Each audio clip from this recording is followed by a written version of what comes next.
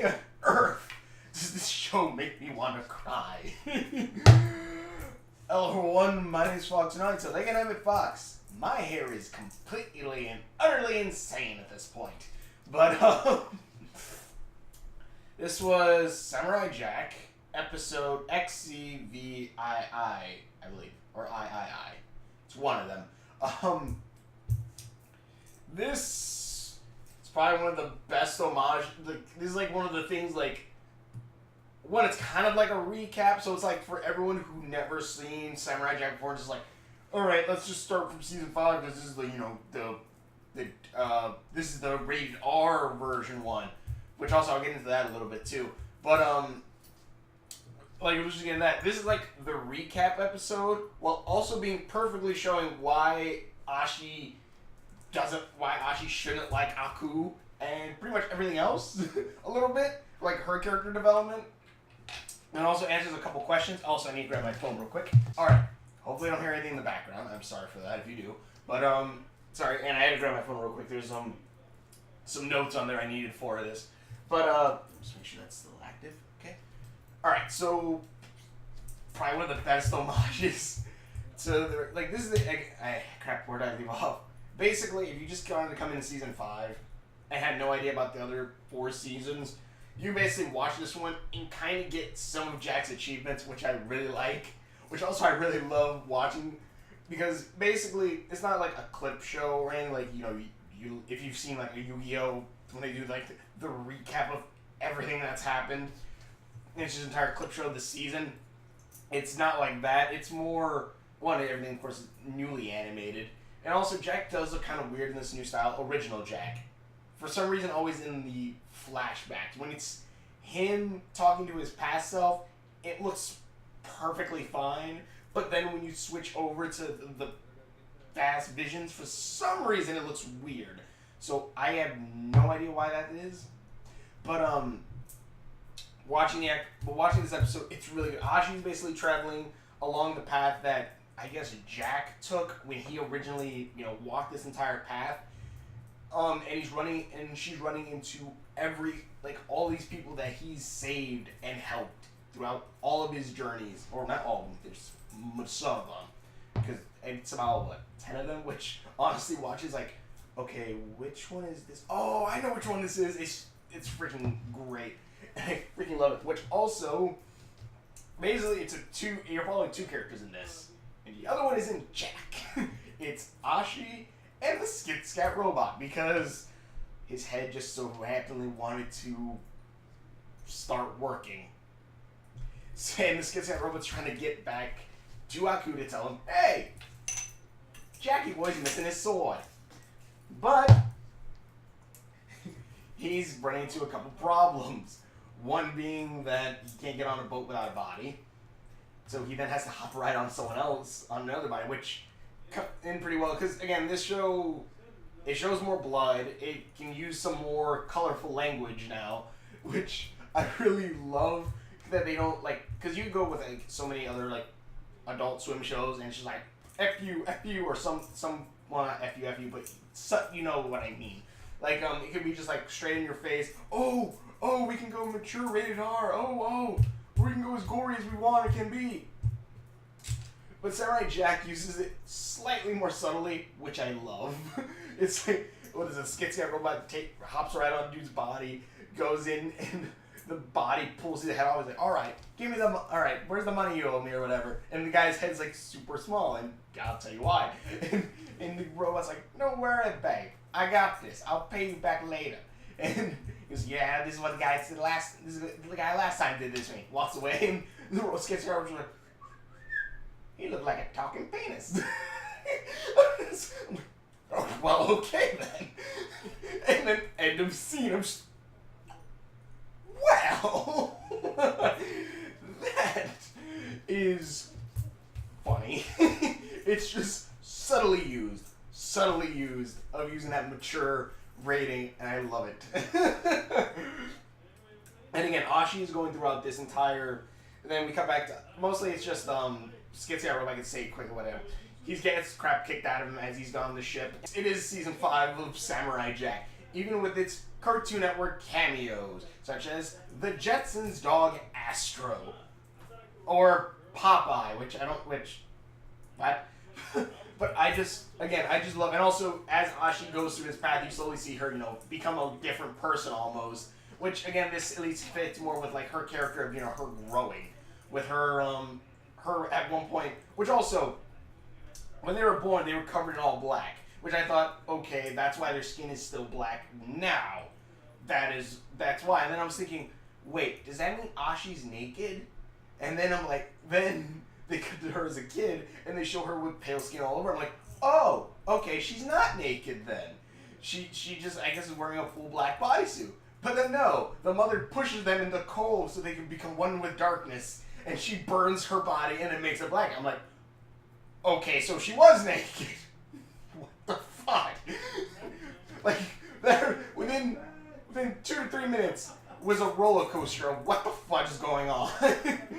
Oh, jeez. I'm trying to see.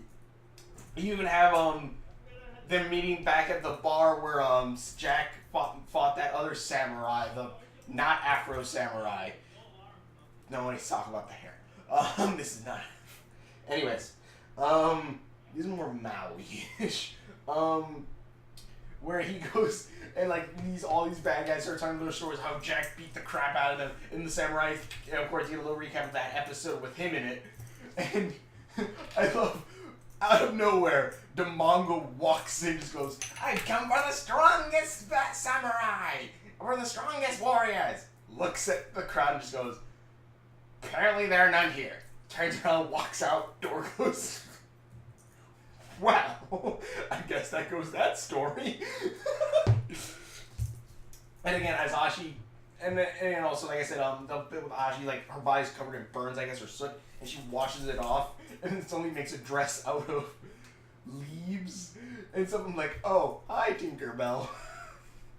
And then her hair changes too. She actually looks pretty awesome, and I'm pretty sure DeviantArt is blowing up now with freaking fan art of her like that. I am pretty freaking sure. And again, you see all these little tidbits and like all these little references back. Like you see the rave party with the one girl, which it's 100 years, so I guess she's 116 at this point. It's the future, so I guess there's some ways that they can extend their life expectancy, I guess.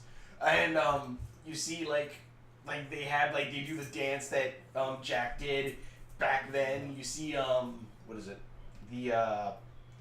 They do this symbol where like they put their hands like the S symbol for samurai. I freaking love that. I love this entire episode because it's just showing like all of the hope and Jack has done throughout all of his basically campaign through the future, trying to set things right, trying to go back to the past and save others. I freaking love that. And then even like towards the end when you finally do, towards the end, I don't know who the little munchkin was that pointed Ashi to the graveyard where Jack fought. Crud. Sorry, back. But I don't know who the little munchkin was. I have no idea who the munchkin was. And of course, god damn. Little known fact: when recording, ignore everyone. It's probably a little effed up to say. Ignore everyone.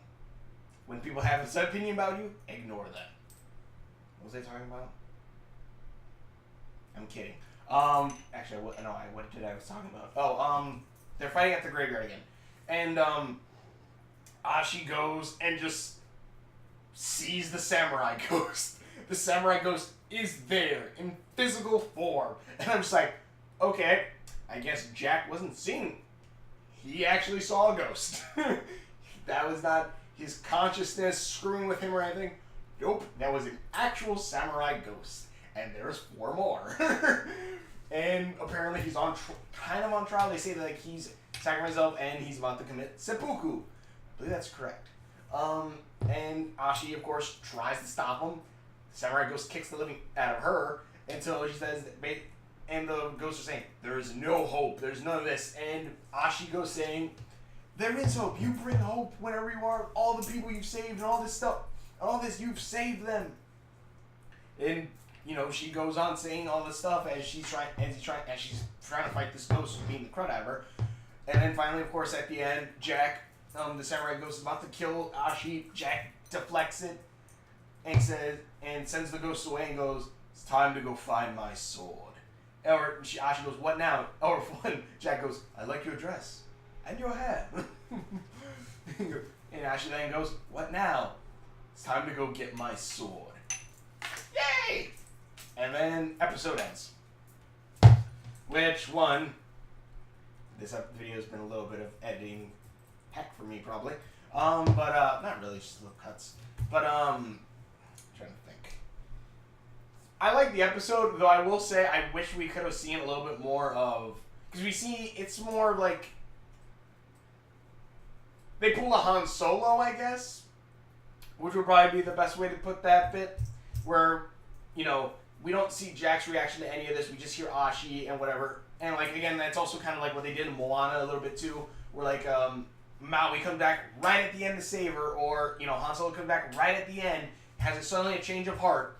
I kind of really wish we would have had, especially since most of the episode was kind of showing bits and pieces of, like, you know, of his story. I think it would have been kind of cool if we would have, one, seen Jack's face a little bit more as Ashi was saying some of these things. And then, like, even towards the end, maybe, like, right when he was about to flip, right when he was about to change into becoming, you know, becoming our Jack again, the Jack who brings hope. Switching back into that Jack, well, I love both Jack, I love this Jack anyways, Dark Jack. But right before he flips back, if, like, maybe we could have had, like, just flashes of all of the Avengers. Maybe, like, one, it wouldn't have to be, like, from the original series, but, like, you could have, like, a picture of each time, like one moment from each of every episode of, like, episode from 1 all the way to the end of episode 40, or the last episode in the main series or whatever. Like, kind of had just, like, flashes or glimpses of each of them, or at least character, like, have a lineup of all of them together. Because it also shows that throughout the Ashi's journey, that of course everyone's gonna come together for Jack's sake, and, like, it would be kind of cool at least then to have, like, all these moments to see all these things happen, at least right before Jack deflects the blade. I don't know, I thought it would have been kind of cool, but maybe they're just saving, like, you know, the big, showing, like, we're all here for you, Jack, like, showing all of his adventures all together, like, at the end, when everyone is probably going to go out after Aku, because that's how it seems everyone's going to go, to the blind Anubis arrow creatures, like, everything else. Like, they're all going to come and fight, help Jack. Again, I would have kind of wished I had, like, seen a little bit more of that, but still, it seems pretty good. And then, towards the end of the episode, they had to do the clip for the next episode. It just shows Jack on top of a mountain saying, I need to, like, he needs to find his sword, so I guess he has to meditate to try to sense his sword. And Ashi's like, well, I guess I'll just sit here on the side of the mountain with you. Ashi sees a army coming, goes down and goes, what are you guys doing here? We're here to kill the samurai! What's it to you? And it's probably my best British accent. If that's even British. And then that was the end. Then that's the ending clip for the next one. Also, Ashi seems to keep the Tinkerbell look. But yeah, I love this episode. Again, I love this episode. I always love episodes where it shows the hero has shown hope in, like, other people and stuff. And again, like, that's what I also kind of love in some of the episodes prior to this one too. Is like, whenever they see Jack, they don't see, like, the broken man or whatever. They see Samurai Jack, the guy who's gonna defeat Aku, who's gonna save the world, who's gonna save past, present, and future. Basically by saving the past, which will then save everything else. But the Samurai Jack who's gonna get back to the past. Samurai Jack. But it's so good. It's so really, really good. Again, I love this episode. I love the showing back all throughout Jack's journey, different ones. Though they had a different voice for the Mandark aliens, I think. I believe it was a different voice. If it wasn't, my bad. But I feel like, really, I think I've heard this dude's voice come around many times. Maybe they just thought, like, we don't want to spend the extra money. We can just go like this. This is good, right? This is good, right? But, yeah, it's just really good. I think I clicked everything on my notes list. But, I'm gonna start doing that a lot more now. But yeah, the episode was good. It was really freaking awesome, and we're just gonna start getting into it. My only pet peeve was that we didn't see Jack's expressions as like, you know, maybe like him sweating as he was trying to kill himself, or again like seeing things like actually a cool scene would have been like maybe Jack's about to stab himself and like you see like the knife slowly coming towards, but then you see like in the flash of the blade pictures of each and every one of his adventures kind of slowly coming, and like it shows like almost like it's coming to an end, and then it just stops. And it's like, no. And then that's when he goes and deflects the blade or something.